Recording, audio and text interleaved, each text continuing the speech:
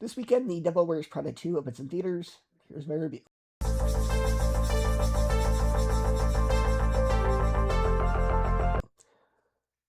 Now, as I said in my review for the first film that I published last weekend, I did not grow up with the first movie because I was way too young. And even when I finally did get around to watching it, I thought it was just okay, and it didn't really resonate with me. Every year there's a handful of what I call jury duty movies, meaning movies that I'm not super excited to see, but I'll see anyway purely for the sake of reviewing them. And this was one of them.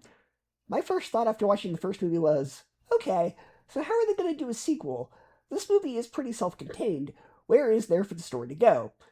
The way they continue it actually does make sense. 20 years ago, social media and influencers weren't as prevalent, and most people still got their news through print media. Obviously, in 2026, that has changed quickly and drastically.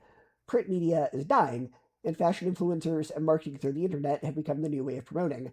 News no longer needs to be scheduled around a printed publication schedule. Everything's instant, including moments that we regret. So when we take a company that's run by a 76-year-old woman, with employees who for the majority are in their 40s to 60s, and have them hire people in their 20s and 30s who know how social media marketing works, and also have a bit more of a sensitive sense of humor, as opposed to the boomer generation who have no filter and have no problem making offensive, problematic jokes, you get an interesting setup. It is kind of weird that this plays like a legacy sequel. Like I said, the first movie came out 20 years ago, so the target audience of 20 to 40-year-old women are now 50 to 80 years old.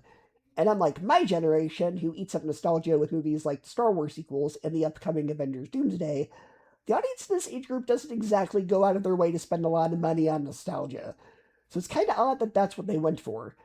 And as such, it does suffer a bit from legacy sequelitis, where the camera will show a character from the first movie from the waist down and the back, forcefully revealing, surprise, it's character from first movie. And the movie also spends a lot of time of having the characters just have reunion conversations, like, oh, so what have you been up to for the past 20 years? They'll spend like 5 minutes on that. It's odd because it's not really that type of movie or audience. And like a lot of legacy sequels, there are some repeated scenes from the original. Here's a shot-for-shot recreation of a scene from the first one.